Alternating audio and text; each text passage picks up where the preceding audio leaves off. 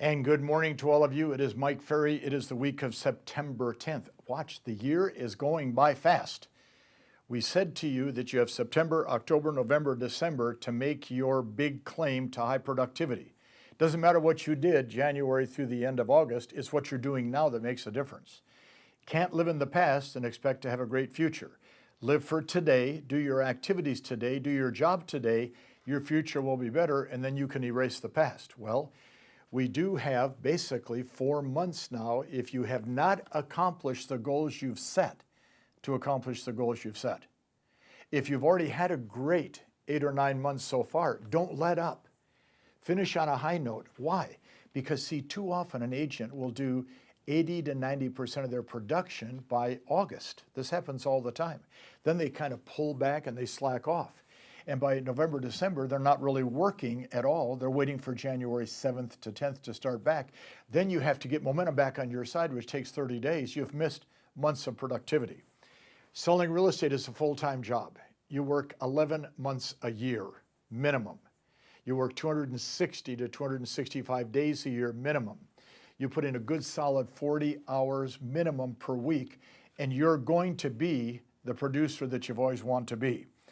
The challenge that gets in the way is the skill we're going to look at today, the skill of pricing so listings sell. Now, we have seen since January of this year a change in the market, a shift.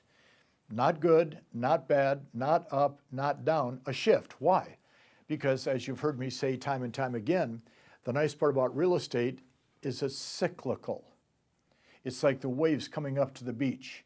The waves are always coming up because the beach is always there. The water's there, the beach is there, waves come up. Well, real estate is cyclical like the waves. We are in a very flat, in most cases, downward trending cycle as we speak, which means that the prices that you've put on properties 3 months ago may not be valid today, and you know that.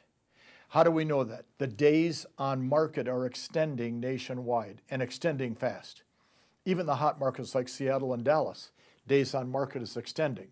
Now, if you've never had a lot of appreciation in Des Moines, Iowa, as an example, then you're never going to experience as much of a wave. But most of the country, it's waving. So pricing becomes a critical issue. So I've written down some points. I wrote down the first one. This is a tough one. We, as the agent, are responsible for the original price we put on the property. We're responsible for that original price. However, we have to understand that the sales price comes from the market and the buyer and seller agreeing on a price. It's a hard point to understand for pricing property. Let me read it again. We, as the agent, are responsible for the original price we put on the property, whether it be fair market value or an inflated price that the seller wants. However, we have to understand that the sales price comes from the market itself and the buyer and seller agreeing on the price. Ideal. Every listing you take is within 5% of fair market value. Ideal. The buyer shows up at the house and the two agents and the buyer and seller sit down and they negotiate together the price on the property. That's ideal. Doesn't happen. It's not going to happen. That's the perfect situation. Everybody knows exactly what's going on. Okay, let's go to the second thought. Getting our listing sold always starts with the price. The sooner we price it right, the faster it sells, the smoother your business runs, the happier the seller is, the sooner we get paid. All right, two people want to get paid. Seller wants to get proceeds, agents want to get commissions. All right, if we price it right, that process is sped up dramatically. You know that and I know that. Now we had, what, 2015, 16, 17, 18, a lot of this year also, where everything that we priced sold instantly. Well, that's changing, and it's changing very fast.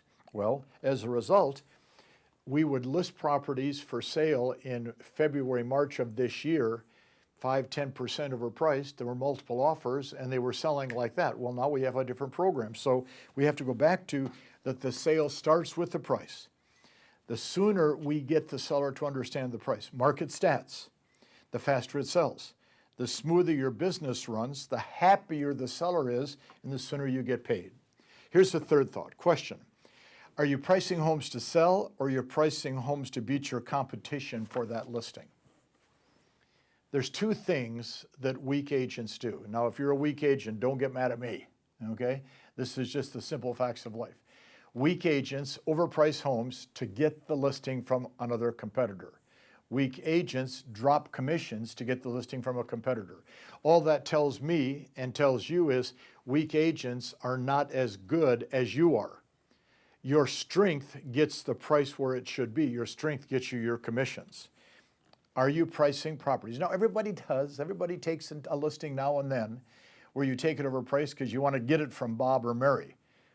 But if that's a routine, you're creating a huge problem for yourself in terms of service, reputation, responsibility, and production, and most importantly, keeping the seller happy. I wrote down a fourth thought. Always tell the truth, no matter how uncomfortable it may be. There's no advantage to lying to the seller because you're going to be with them for 1, 3, 6 months in the listing process. Then, if it does sell in 3 months, you might be with them for another 30, 60, 90 days while it's pending and under contract. If you're not telling the truth, it's going to come out at some point. Tell them the truth. Watch, smile, tell them the truth. Smile, tell them the truth. Smile, tell them the truth. But Mike, they get mad when you tell them the truth. It's part of the process, okay? It's just part of the process. I wrote down next, always explain to the seller. The prices are very fluid. They go up and down based on the market and based upon the competition, okay? Pricing is fluid. Now, I'm always amazed. You know, somebody will say to me, you know, Mike, I bought a ticket for your Superstar Retreat. I paid $495. Well, thank you. Well, then 2 months later, you had a sale and you sold them for $395. Yes, correct. Well, I should get a refund. Well, let me ask you a question. You ever bought anything in a store and 2 weeks later it's on sale? Well, yes. Did they give you a refund? Well, no. Well, watch, prices are fluid. They go up and down. And they go up and down based upon the competition and based upon the market conditions. Then the last thought I wrote down on pricing, be honest with them. If they get a lot of showings and no offer, the property is overpriced. If they get no showings, the property is overpriced. So in essence, what we do know is this. If a property is sitting in today's market for an extended period of time, 90% price, 10% location and condition. Everything becomes a pricing issue.